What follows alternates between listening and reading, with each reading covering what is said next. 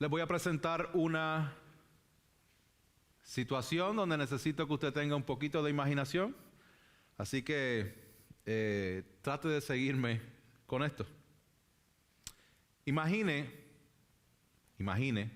solamente imagine, que usted recibe noticias de que de seguro le queda una semana de vida. O un tiempo bien corto, bien corto de vida. Vamos a decir una semana. Digamos que en ese momento le viene a la memoria el momento de mayor fracaso en su vida. Ya me imagino que ya se recordó de cuál era. Piensa en los momentos de mayor vergüenza en su vida, los momentos de mayor fracaso en su vida. Pero al mismo tiempo no quiero que todo sea negativo, quiero que usted piense en que usted ha sido redimido por la sangre de Cristo. Y que aunque usted ha fracasado rotundamente en el pasado, usted está esperando con ansias y con gozo que ya va a estar delante de la presencia de Dios por una eternidad. En cierta manera, estás mirando hacia atrás con dolor con lo que pasó, pero estás mirando hacia el frente con regocijo por lo que Dios ha completado en medio de Jesucristo en tu vida. Y te queda una semana y tienes un papel y el lápiz para escribir una carta a tus familiares más cercanos y a tus personas queridas. La pregunta es la siguiente: ¿qué escribirías en esa carta? ¿Qué tú crees que sería importante que ante tu partida de este mundo las personas más queridas que Dios ha puesto en tu vida sepan, tanto en tu partida como ya cuando te hayas ido? ¿Qué escribirías en esa carta? Esa es la situación de Pedro. Y esta carta que vamos a estar estudiando por las próximas semanas es una carta donde Pedro sabe que ya su hora está a punto de llegar a su fin. Donde él por fin va a ser conectado y presentado delante del Dios Todopoderoso por medio de Jesucristo y estará allí sin temor a como Pedro nos tenía acostumbrado a meter la pata una y otra vez. Sin dolor, sin pecado, delante de la presencia de Dios. Y Pedro, si digo Pablo me disculpan, a lo mejor ya dije Pablo, ¿verdad? Yo siempre, Pablo y Pedro, todo el tiempo voy a estar hablando de Pedro. Todas las veces que diga Pablo, saben que estoy hablando de Pedro. Pedro está escribiendo esta carta sabiendo que ya su tiempo llegó a su fin y la está escribiendo con un sentido de urgencia. De la misma forma en que nosotros escribiríamos con urgencia acerca de estas noticias del Evangelio si supiéramos que ya nos toca partir de este mundo. Así que en una oración corta les voy a resumir lo que esta carta, que también es corta, tiene 3 capítulos, de qué se trata. Así que esta segunda carta de Pedro en una oración la resumimos de esta forma. Pedro les recuerda a los creyentes acerca del conocimiento que han recibido en Cristo Jesús para que crezcan en Él y permanezcan firmes en santidad mientras esperan el regreso de su venida. Si vamos a resumir segunda de Pedro, este es el resumen, se lo leo de nuevo. Pedro les recuerda a los creyentes acerca del conocimiento que han recibido en Cristo Jesús para que crezcan en Él y permanezcan firmes en santidad mientras esperan el regreso de su venida. Veamos, verso 1. Dice: Simón Pedro, siervo y apóstol de Jesucristo, a los que han recibido una fe como la nuestra, mediante la justicia de nuestro Dios y Salvador. Típico de una carta escrita en aquel tiempo, comienzan con un saludo. Y esta es la parte del saludo de la carta completa, donde vemos que Pedro está saludando a los destinatarios de su carta, identificándolos como personas que han recibido una fe igual a la de él, mediante la justicia de Cristo, no la de ellos. Así que Pedro quiere que la gracia y la paz que ellos han recibido sea multiplicada en el conocimiento del Señor. Ahora, ¿quién escribió esta carta? Créalo o no, hay mucho debate a través de la historia sobre quién escribió esta carta, pero todos esos debates son un poco infundados con todas las evidencias que hay de que Pedro mismo está diciendo: yo, Pedro, Simón Pedro, siervo y apóstol. Él mismo se identifica en la carta, no es una carta anónima, sino que el apóstol Pedro escribe esta carta. Y en la identificación de la persona que lo está escribiendo, él se identifica con 2 nombres y con 2 títulos. Bien interesante, porque dice Simón Pedro, siervo y apóstol. Entonces, cuando hablamos del nombre, ese nombre de Simón era su nombre hebreo, ese es su nombre de nacimiento. Cuando nació, sus papás le pusieron Simón. Pedro es el nombre otorgado por Jesús, que significa roca. Y es interesante porque lo conocemos por Pedro, mas sin embargo a las postrimerías de su vida, él se está identificando como Simón Pedro, queriendo decir: yo no olvido y yo no cancelo totalmente de mi mente quién yo era, porque yo no puedo sacar de la mente de dónde Dios me sacó. Yo nací pecador, yo nací Simón. Esta es la parte que yo tengo en mi vida, en mi resumen. Pero también tengo otra parte, es la parte de Pedro, el nombre otorgado por Jesucristo. El uso de ambos nombres transmite la experiencia de vida de alguien que no tiene miedo de conectar lo que era con lo que ahora es en Cristo. Hermanos, de igual forma nosotros no debemos tener ningún tipo de vergüenza o miedo de conectar lo que éramos con lo que somos en Cristo. Clarifico, nuestro mayor gozo y nuestro regocijo viene de lo que somos en Cristo. Porque hay hermanos que cuando cuentan su testimonio se regocijan de: tú no sabes lo malo que yo era. No sabes todas las cosas que yo hacía, y hacían unas de barbaridades, y parece que cuando lo cuentan se gozan en eso. Tenga cuidado, eso no es lo que estoy diciendo. Lo que estoy diciendo no es que te regocijes en lo que hiciste, regocíjate en lo que eres en Cristo. ¿Por qué? Porque siendo de tal magnitud, de tal pecador, Dios te ha salvado y te ha hecho hijo y parte de la familia de Dios. Ahí es que está nuestro regocijo. No, es que yo no quiero que la gente se entere porque va a traer vergüenza. No. Lo que trajo vergüenza fue tu pecado en la cruz del Calvario cuando Él fue expuesto públicamente. Él fue el que pagó la vergüenza, y si Él pagó esa vergüenza por nosotros, nosotros tenemos que reconocer de que hay un antes y un después cuando venimos a Cristo. Pedro está haciendo eso. Pedro está diciendo: sí, yo soy Pedro, pero yo no olvido que soy Simón Pedro. Y entonces aquí vemos otro contraste con sus títulos, porque lo primero que él dice es que soy siervo. Siervo. Cuando nosotros pensamos en el apóstol Pedro, históricamente pensamos en el líder de la iglesia, el que predicó ese primer mensaje. Hay vertientes religiosas que dicen: no, él es la cabeza de la iglesia. Él es el papa, o él es lo que sea, pero él es la persona más importante de la iglesia. Mas sin embargo, Pedro va a identificar algo que parece ir en contra de eso, pero no lo va a negar. Me explico. Él dice: soy siervo de Jesucristo. La palabra siervos literalmente significa esclavo, la palabra doulos.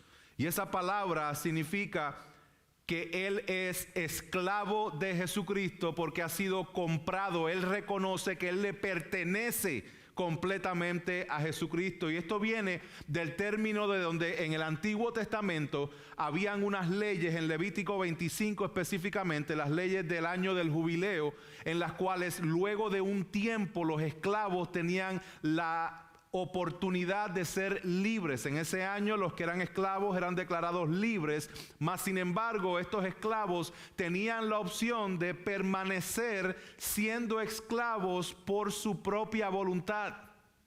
Ellos decían: yo estoy trabajando con este maestro, con este master, con este dueño del sitio, yo le pertenezco a esta persona, por tantos años le he servido a él y a su casa, y honestamente él me ha tratado muy bien. Él ha tenido cuidado de mí, de mi familia.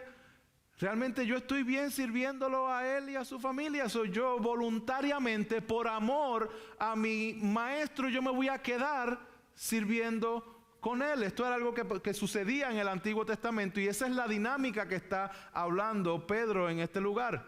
Está diciendo, yo soy esclavo por voluntad. Yo anhelo servir al Señor. Yo soy esclavo porque Él me compró a precio de sangre. Ahora, él también dice, soy apóstol. Soy apóstol. Enviado significa enviado. Y vemos diferentes tipos de apóstoles en las Escrituras. Cuando hablo de apóstoles, estoy refiriéndome específicamente a enviados. Jesucristo es el apóstol de Dios, es el enviado de Dios. Jesucristo tiene específicamente apóstoles en los cuales Él pone el fundamento de la iglesia, que son los 12 apóstoles, 11 después que Judas se va.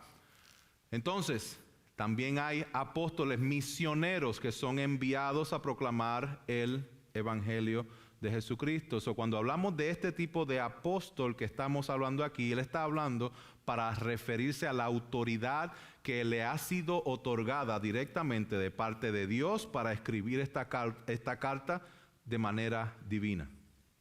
Entonces, cuando hablamos de los apóstoles del Señor Jesucristo, en los cuales la doctrina de la iglesia es fundamentada, esos apóstoles ya cesaron, ya no están los apóstoles. No hay ese tipo de apóstoles hoy. ¿Por qué? Porque esos apóstoles pusieron el fundamento, la doctrina del Señor Jesucristo. Y una vez expuesto el fundamento, tú no vuelves a seguir poniendo otros fundamentos, sino que edificas sobre ese fundamento.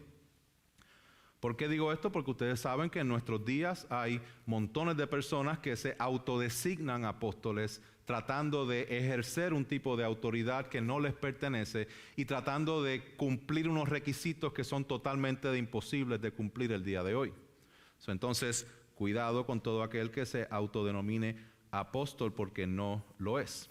Así que Pedro está diciendo, yo no me olvido del pasado, yo me regocijo en quien yo soy un esclavo de Jesucristo, pero Él me ha dado autoridad para liderar en este tiempo. ¿Cuándo fue que Él escribe esto? Bueno, en el verso 14, que lo vamos a estar discutiendo en varias semanas, en el verso 14 dice esto, sabiendo que mi separación del cuerpo terrenal es inminente. Por eso fue que le dije que Él ya sabía que le queda poco tiempo de vida. Él dice, la separación del cuerpo terrenal es inminente, tal como me lo ha declarado nuestro Señor Jesucristo. Según la historia, Pedro fue crucificado con las piernas para arriba, cabeza hacia abajo. Iba a ser crucificado y él dijo, yo no soy digno de morir de la misma manera que mi Señor, pónganme con los pies para arriba. Y esto fue en medio de la persecución del rey Nerón, específicamente entre el año 64 y 68 después de Cristo. Sabemos que esta carta fue escrita durante ese tiempo mientras él se acercaba a su muerte.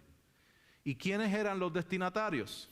Ya sabemos quién lo escribió, ya sabemos cuándo lo escribió, a quién se lo escribió. Bueno, en el verso 1 no lo dice. Dice, Simón Pedro, siervo y apóstol de Jesucristo, y aquí está, a los que han recibido una fe como la nuestra. Solo está hablando a creyentes, a los que han recibido una fe como la nuestra. Es bien interesante porque él se encarga de resaltar el hecho de que es por gracia. La palabra recibido o obtenido es una palabra que literalmente significa como por suerte. Recibiste esta fe, pero no es porque tú te la mereces o porque tú te la ganaste, es por gracia.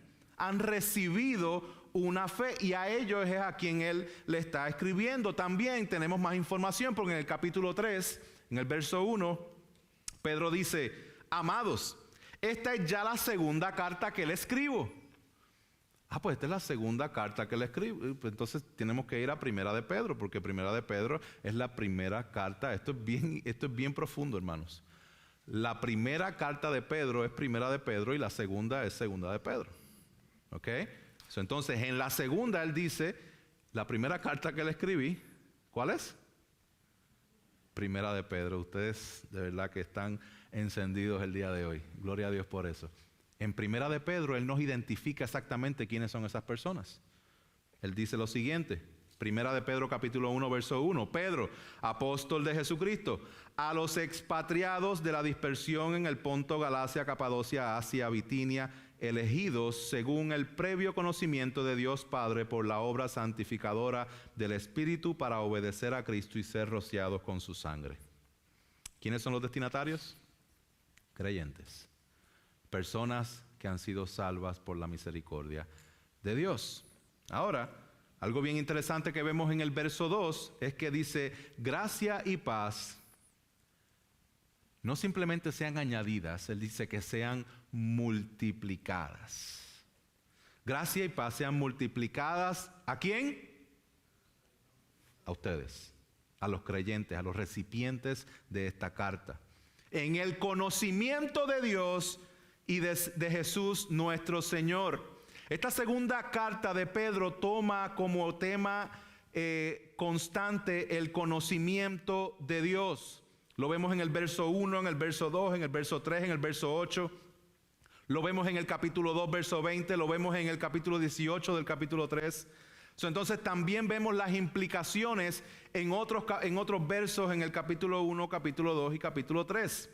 Entonces está descrito o está puesto aquí el conocimiento de Cristo como que es el conocimiento del Señor Jesucristo quien nos dirige al Padre. Ese conocimiento nos dirige al Padre.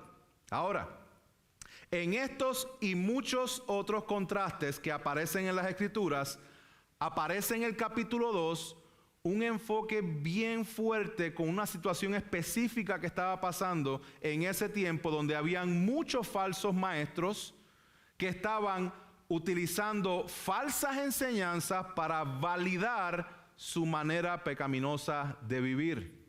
Y a ellos les dice, están rechazando ese conocimiento de Jesucristo.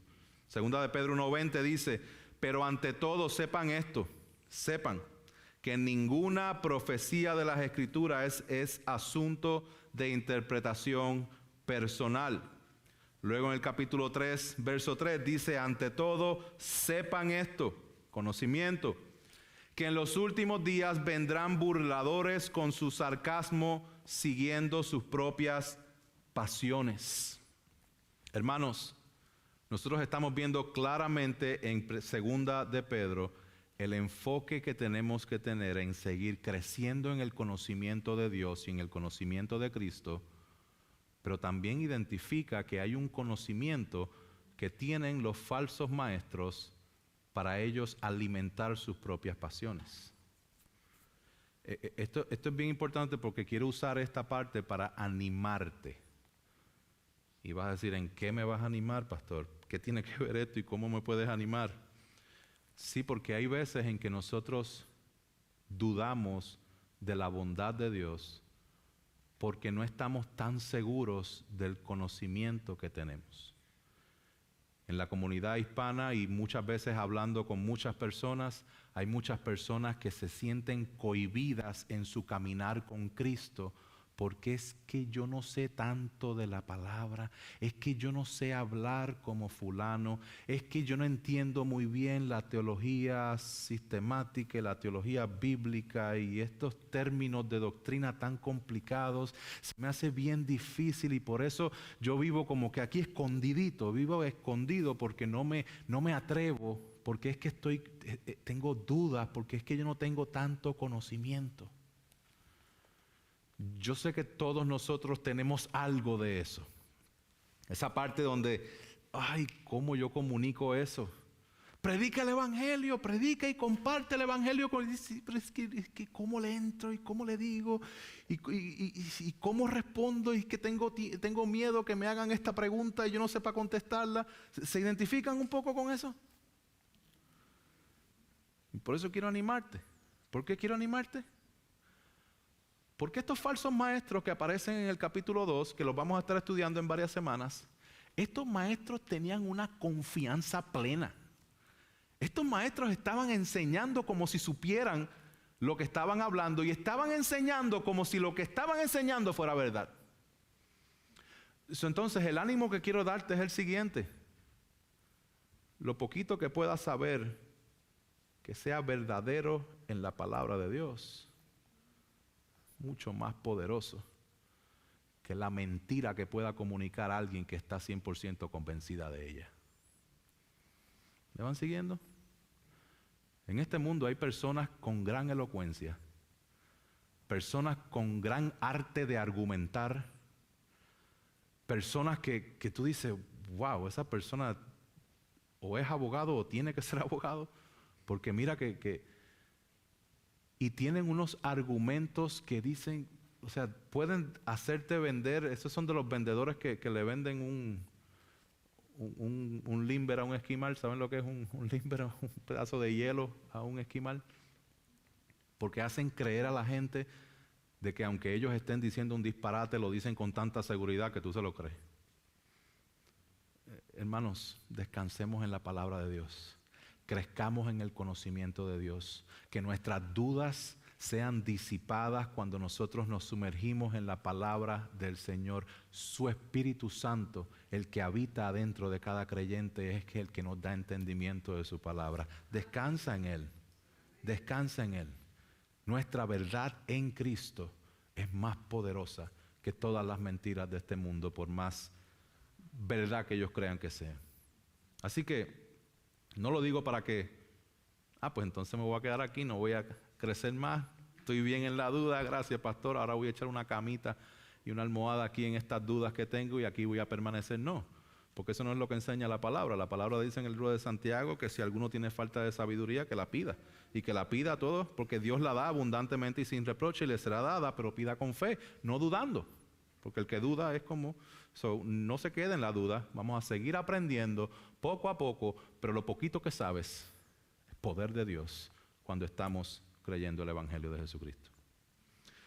Ok, entonces, vamos a hacernos unas cuantas preguntas importantes acerca de Segunda de Pedro. Preguntas importantes que Pedro en cierta manera va a estar contestando a través del libro. Número 1. ¿Podría alguien llegar a conocer y agradar a Dios sin el conocimiento de su Hijo Jesucristo? ¿Será que alguien puede llegar a Dios sin Cristo? La respuesta rotunda del apóstol Pedro en esta segunda carta es no.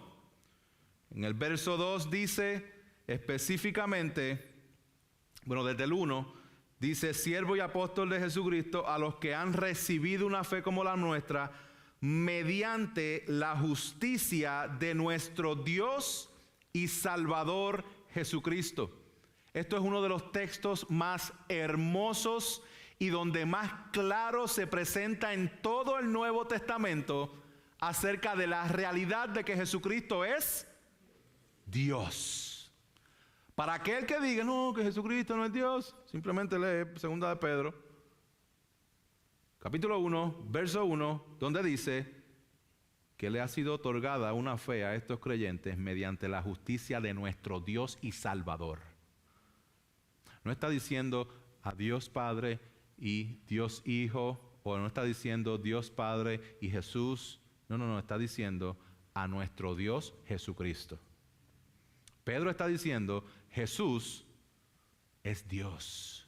Y la razón por la cual podemos ser salvos y podemos llegar a Dios es porque Dios mismo se encarnó en la persona de su Hijo. Vamos a ponerlo de manera más sencilla.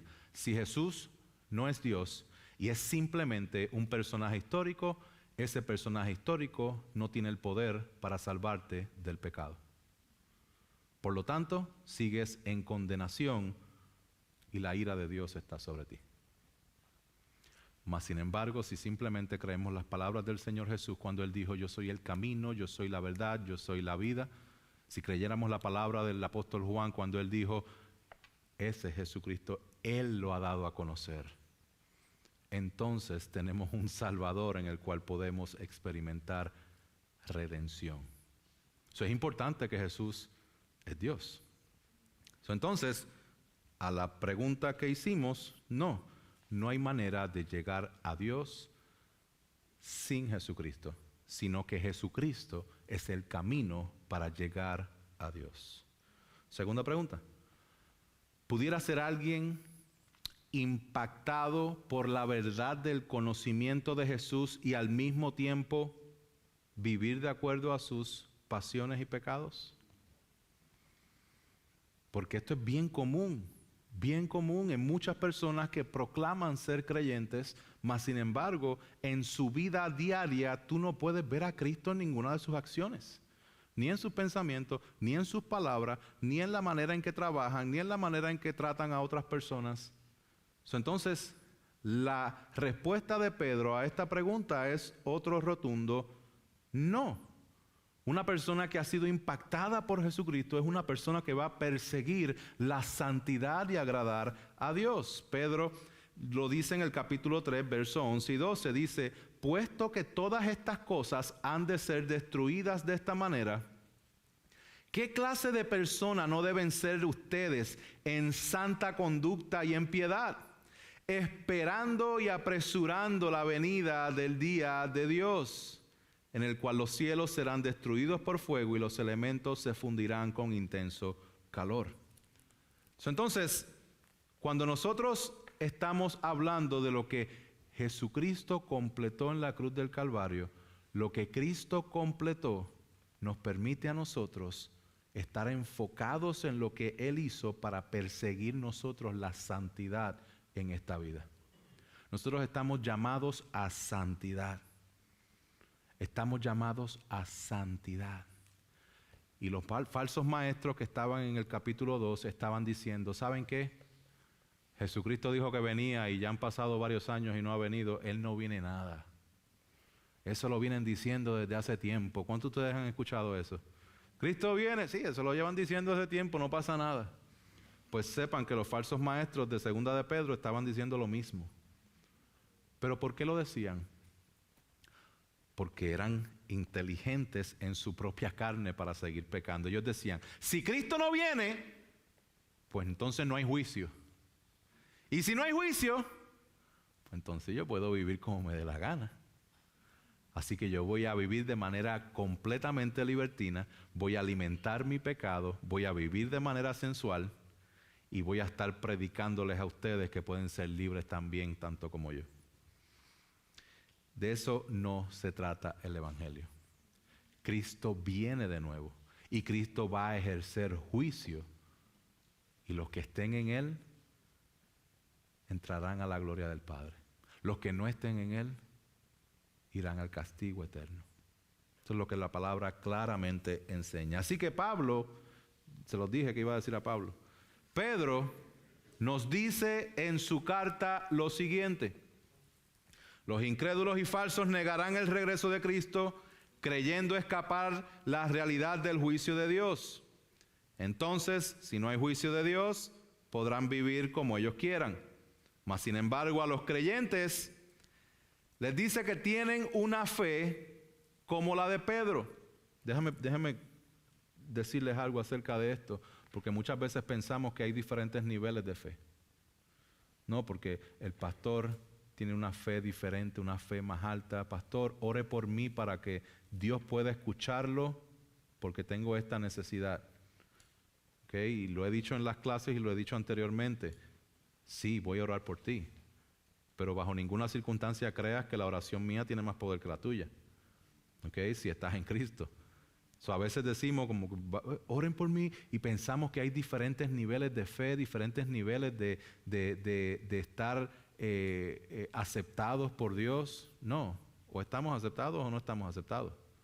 Y aquí Pedro se encarga de comunicarlo. Pedro les dice, sí, yo soy apóstol, pero soy siervo.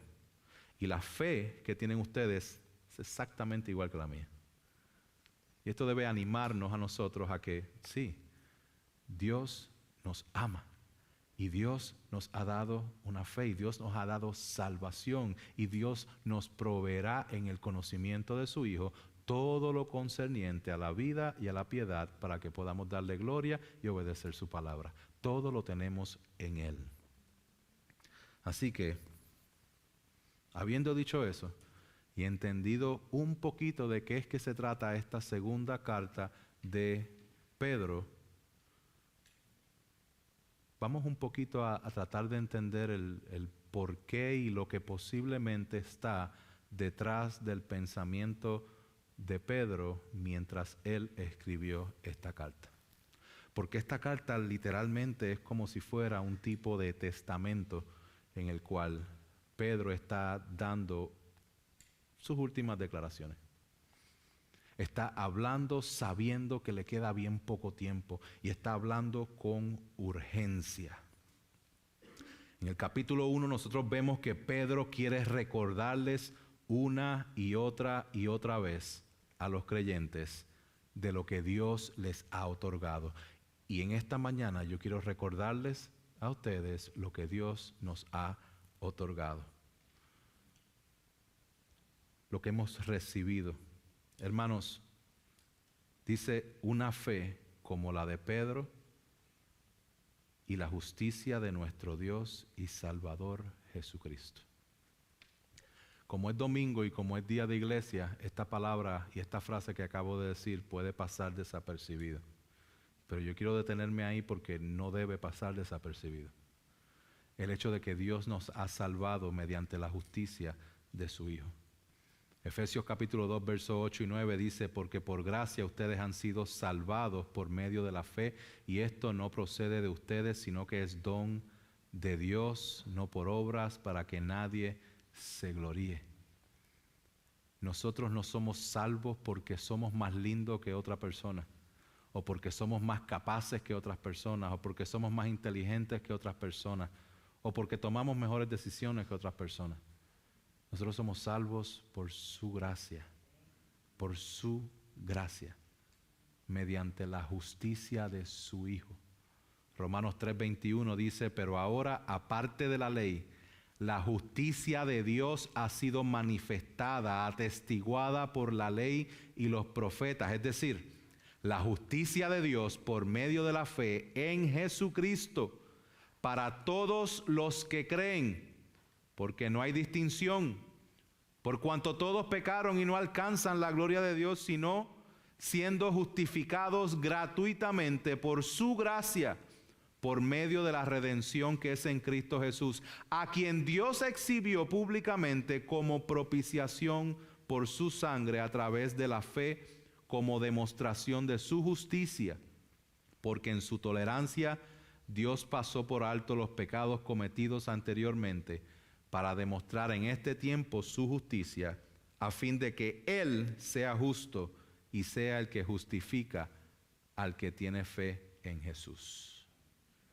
Cristo nos ha justificado. Es la justicia de Cristo, Dios encarnado, que fue de manera perfecta a la cruz luego de vivir por un periodo de tiempo en esta tierra, donde Él mostró que Él es Dios, pero Él era humano, Él muere, Él resucita, Él es ascendido a los cielos, y es en Cristo y únicamente en Cristo donde se nos puede atribuir la justicia que necesitamos para poder ser perdonados y aceptados a la familia de Dios por siempre. Sin Cristo no tenemos acceso. Esto nos lo dio el Señor. Esto es lo que Dios nos ha dado y tenemos que recordar esto. Recordar que la justicia de Cristo es lo que nos permite ser hijos de Dios. ¿Qué más hemos recibido? En el verso 2 dice que la multiplicación de la gracia y la paz en el conocimiento de Cristo. Pero en el verso 3 dice que todo concerniente a la vida y a la piedad por medio del verdadero conocimiento de aquel que nos llamó por su gloria y excelencia. Nos ha dado todo, hermanos, todo lo que necesitamos para nuestra vida y para la piedad, todo lo obtenemos en el conocimiento que se nos ha otorgado. En Cristo tenemos este conocimiento. Y luego en el verso 4 dice que se nos ha otorgado las preciosas y maravillosas promesas de su venida. Nosotros no miramos lamentándonos de lo que Dios nos salvó. Nosotros vivimos regocijándonos de lo que Dios nos salvó y regocijándonos hacia donde nosotros vamos. Así que, ¿para qué es que el Señor nos ha otorgado estas cosas? Bueno, como les acabo de decir, Dios quiere que nosotros vivamos de manera santa. Y mire lo que dice el verso 4, que lo vamos a estar discutiendo la semana que viene. Dice, por ellas, ¿qué son ellas? La gloria y la excelencia de aquel que nos dio el conocimiento. Eso es lo que dice el verso 3. Por ellas, Él nos ha concedido sus preciosas y maravillosas promesas. Y este es el propósito, a fin de que ustedes lleguen a ser partícipes de la naturaleza divina, habiendo escapado de la corrupción y los malos deseos. Eso es lo que Dios nos ha dado. Todo lo que necesitamos en Cristo para escapar del pecado, para nosotros vivir de la manera en que Dios quiere que nosotros vivamos. Ahora, ¿cómo nosotros podemos ser partícipes de esto? Bueno, pues aquí nos dice que debemos obrar con diligencia, añadiendo las virtudes cristianas. Y estas virtudes es virtud, conocimiento, dominio propio, perseverancia, piedad, fraternidad, amor. Mire lo que dice aquí. Pues estas virtudes, verso 8, al estar en ustedes y al abundar, no los dejarán ociosos ni estériles en el verdadero conocimiento de nuestro Señor Jesucristo. Una vez más, apelando al verdadero conocimiento del Señor Jesucristo. Mire lo que dice el verso 10. Así que, hermanos, sean cada vez más diligentes para hacer firme su llamado y elección de parte de Dios. Porque mientras hagan estas cosas, nunca caerán. Pues de esta manera les será concedida ampliamente la entrada al reino eterno de nuestro Señor y Salvador Jesucristo. Pedro, en esta última carta que está escribiendo, está diciéndoles a estos creyentes que vivan en santidad, recordándoles lo que ellos han recibido para que ellos obren con diligencia en estas virtudes cristianas. Y después les dice, si hacen esto, no caerán jamás y las puertas de los cielos estarán abiertas de par en par para ustedes. Gloria a Dios. ¿Por qué tanta urgencia de Pedro?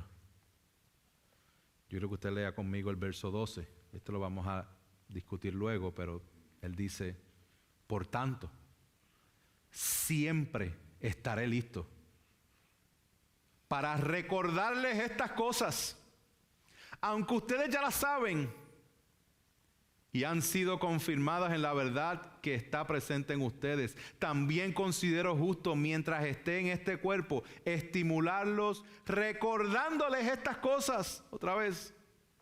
Sabiendo que mi separación del cuerpo terrenal es inminente, tal como me lo ha declarado nuestro Señor Jesucristo. Además, yo procuraré con diligencia que en todo tiempo, después de mi partida, ustedes puedan recordar estas cosas.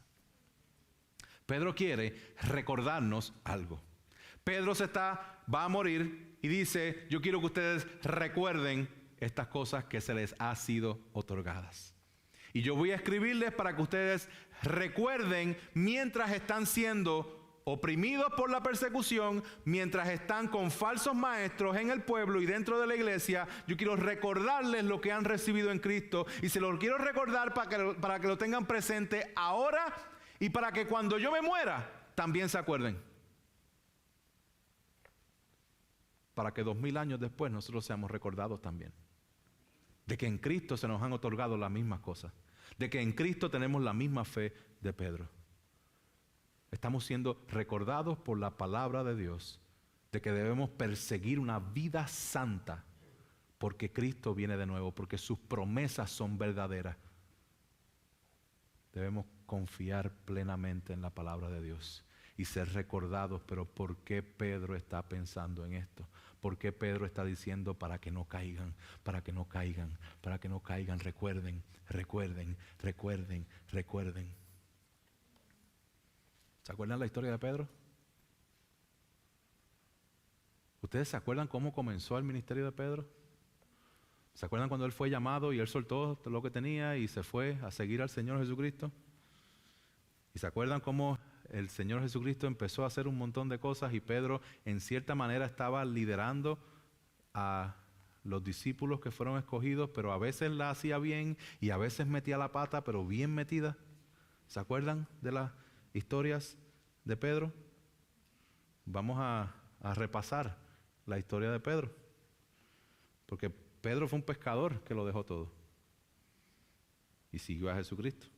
Fue testigo de muchos, muchos milagros, muchos milagros. Fue parte del círculo íntimo del Señor Jesús. Ese círculo íntimo donde fue testigo de la transfiguración del Señor Jesús.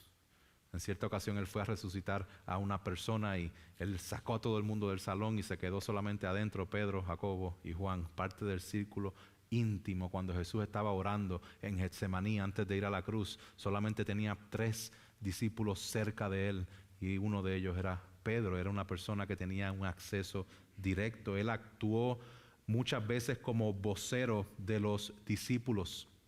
Él era el que preguntaba: Señor, explícanos esa parábola. ¿Se acuerdan? Explícanos eso. ¿Qué significa eso? Jesús dijo en la última cena: hay uno de ustedes que me va a entregar. Y Pedro le hace señas a Juan: pregúntale tú, porque a ti eres el más que aman aquí. Pregúntale tú. Él es el líder. ¿Quién dice la gente que soy yo? Es Pedro el que dice: tú eres el Cristo, el Hijo del Dios viviente. Es Pedro el que dice: si eres tú, haz que yo camine por las aguas. Y ahí va Pedro caminando por las aguas. Ese es Pedro el que dijo: no, yo no te voy a abandonar. Y realmente trató de cumplirlo, porque cuando llegaron a arrestar a Jesús fue el único que sacó la espada, le quitó la espada al soldado y le cortó la oreja. Fue el único que trató de hacer algo por Jesús. Es ese Pedro el que estamos hablando ahí. Pero a ese Pedro específicamente el Señor le dijo que él iba a caer. El enemigo, Satanás, los ha pedido para zarandearlo. Pero Pedro, yo he orado por ti para que no caigas.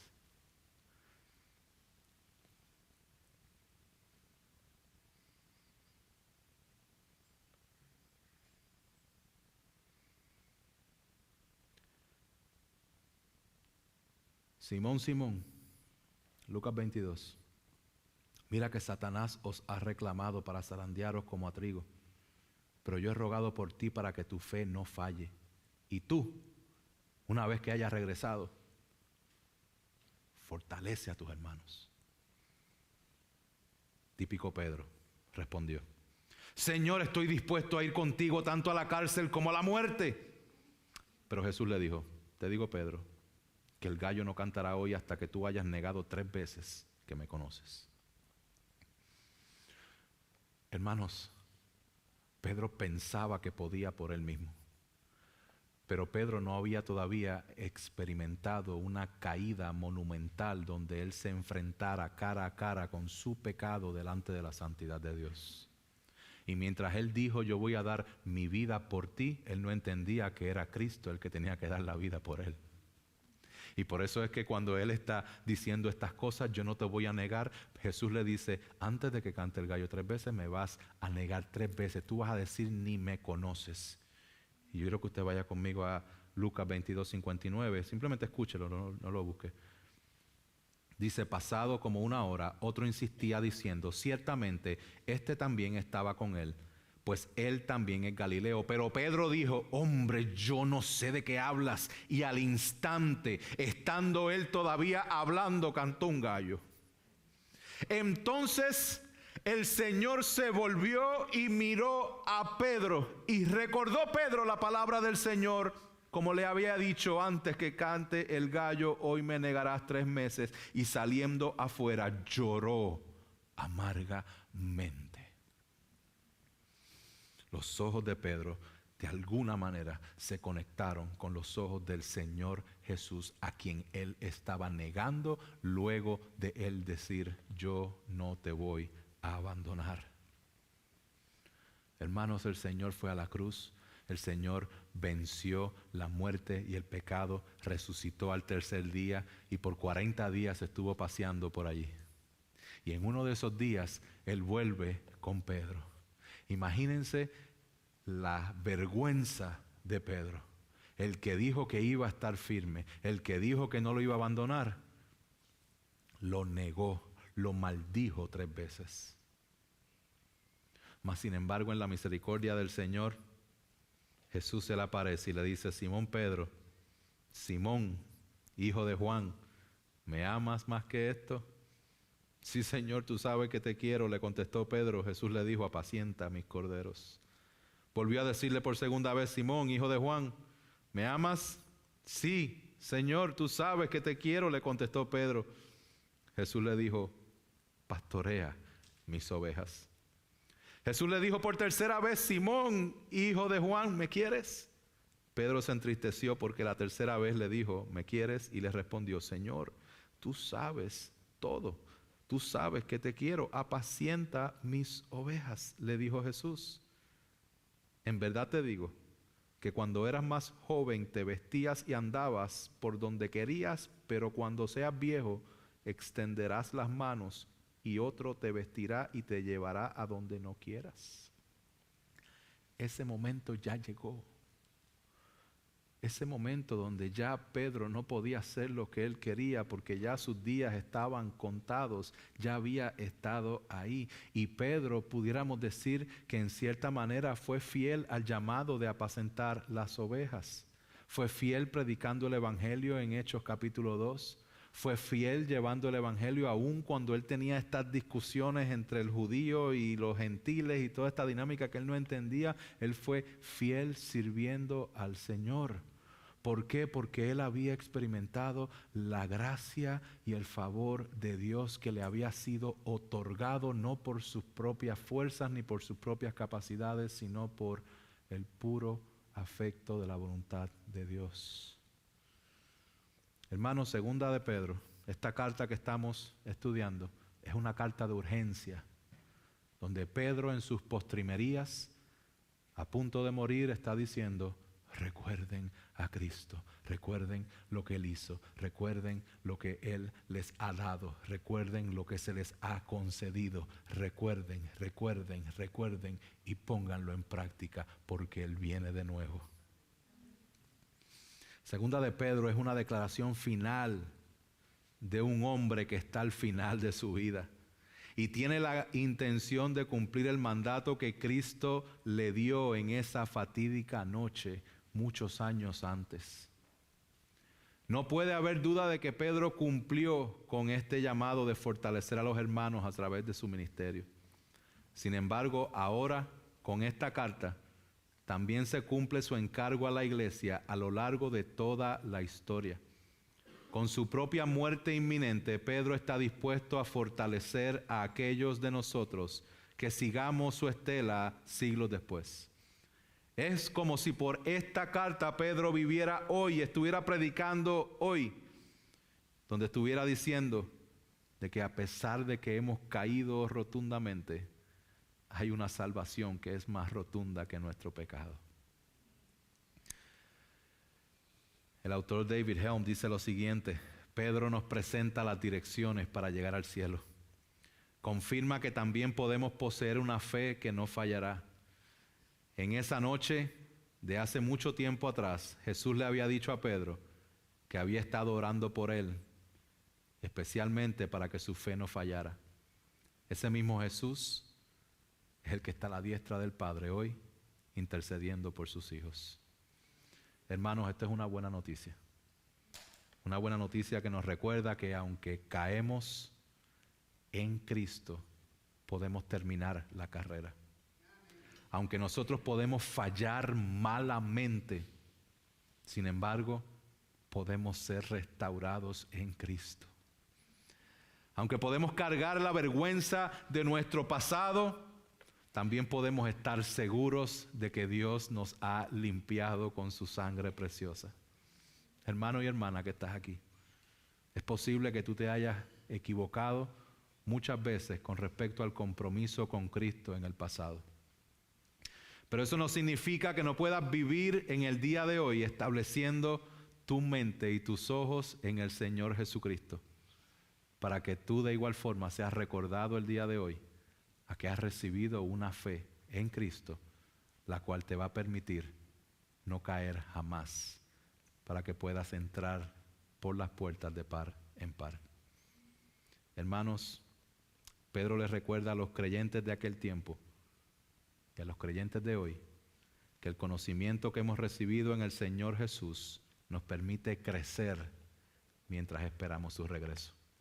Así que podemos vivir en santidad, podemos perseguir lo que es la santidad de Dios, porque Cristo va a cumplir su promesa.